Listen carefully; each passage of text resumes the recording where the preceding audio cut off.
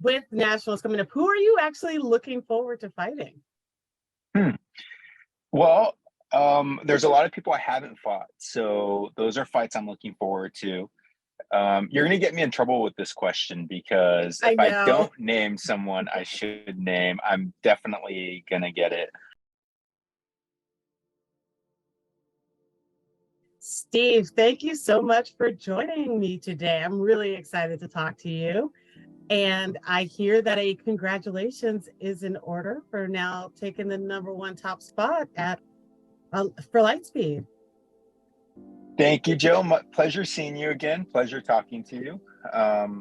Happy to be here. Let's just jump into it.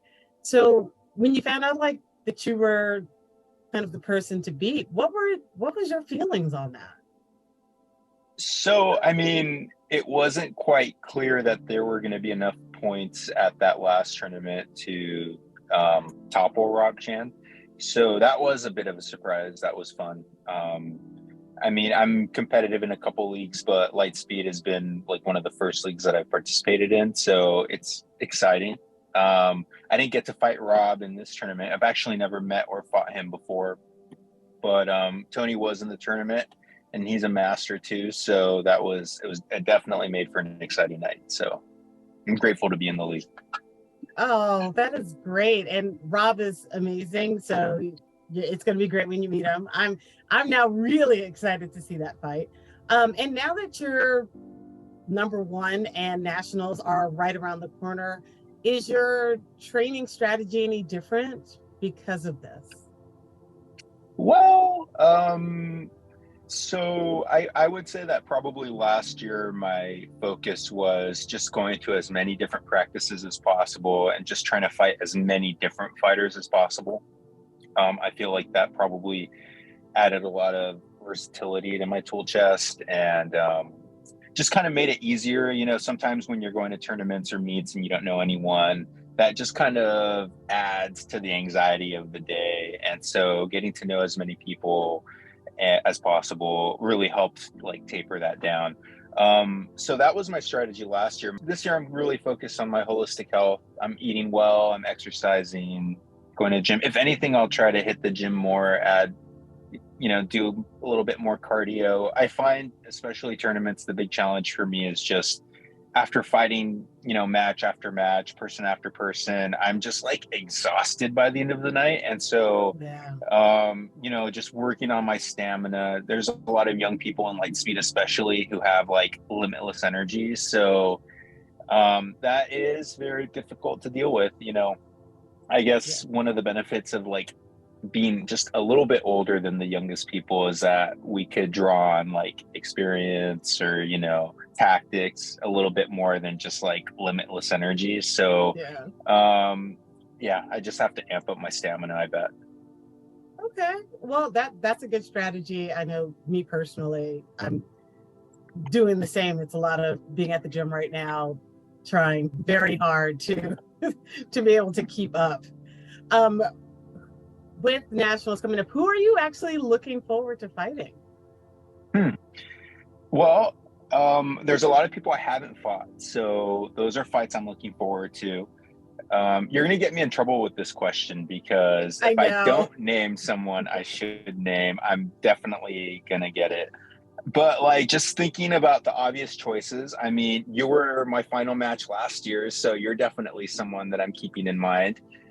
In fact, you had done all your fights in the women's division, and then you had a fight in the standards division. So, and our matches were all close. So I'm thinking like if you hadn't been in the women's division, it could have definitely been a different outcome. So you definitely, and Oh, then thinking of California, I mean, there's the obvious. There's Tony. There's Rob.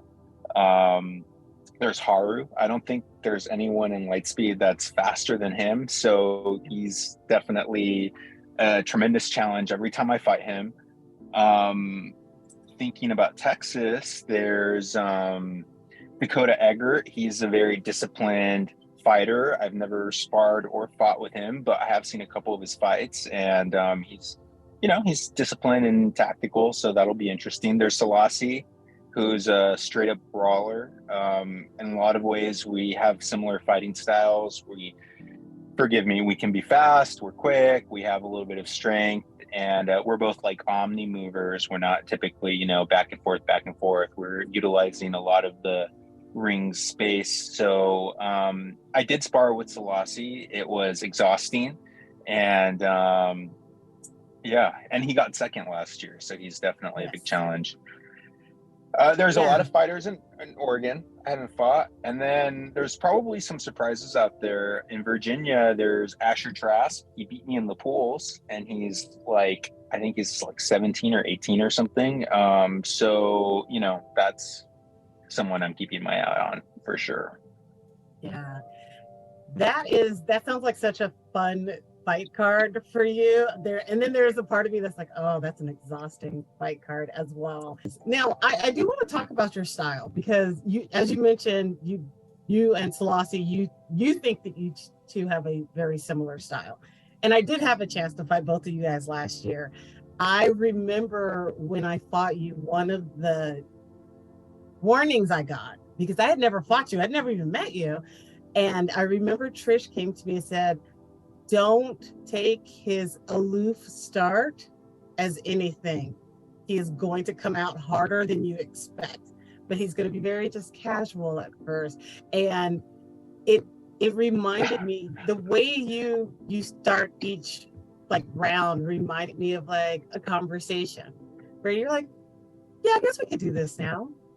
We don't have to.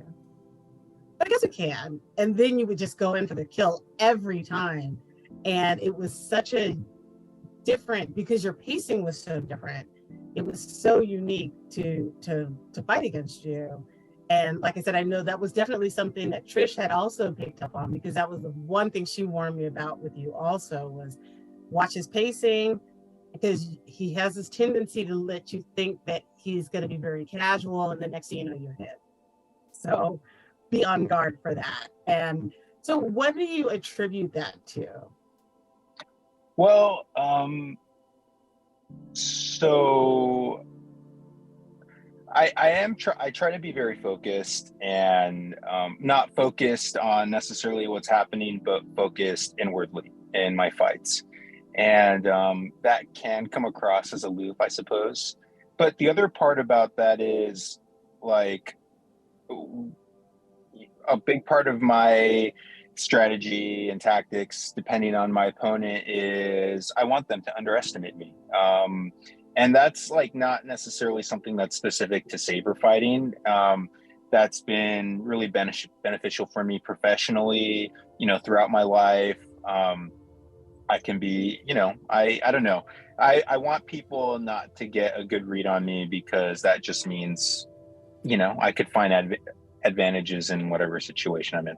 So, I mean, it's not a disrespectful thing towards my opponent. It's just I'm trying to focus on me and make sure that my head's in the game. And I also try to approach opponents on an individual basis. Like, I feel like everyone has something that they can teach me. Everyone has their own tactics. Everyone has, a strategy going into it. And, it's a learning game. I am not above seeing something that really works for someone else and trying to add it to my tool chest. So, I like feints. I like misdirection. I like utilizing space. So that kind of all translates into my style, I suppose, as much as I have one. So do you have any pre or post tournament rituals? Well, none that I can. Well, okay. There's definitely one or two that I can't share publicly, but I do have a giant 3D printed B1 battle droid. He used to be when I had an office, he used to be my security guard outside of my office. And at the moment, he's in my bedroom, and I have all my medals draped on his neck. So before I leave home, I definitely give those a little jingle, and I just tell myself I'm gonna win. And so that's a self-affirming actualization little thing that I do. Yeah, and then I think before every match I try to center myself. So that's, I'll walk off to a corner, I'll take a deep breath, I'll like kind of get the right balance on my saber. I have like a couple different things that I can do to center myself depending on like where I'm at that point in the day, but it's really important for me to just like, okay, time to fight, and this is who I'm fighting, and this is how I'm feeling, and this is what I'm going to do. And then just like take a moment to recognize that and then go out into the ring and try to do it. I love that. I love that. So, And then actually, no, I do have one more thing. okay. After the match, especially like after the whole tournament day is over, I really try to let bygones be bygones. And if I had, if there was some like shit talking happening before the tournament, or if, whatever negative stuff that comes up, and, it does occasionally cut up, I try to like let it all go and then enjoy the company of the other competitors. If we're going out to dinner, I want to try to join that. If we're doing a fun activity and I'm not totally exhausted, I will go do that. But just enjoying the company of other fighters after the tournament is definitely something that's like an after tournament thing that I've tried to do. Oh, that's great. That's great. Yeah, because when all is said and done, we are still one organization, one kind of giant team. And so that camaraderie is really important when it comes to, especially the tournament circuit.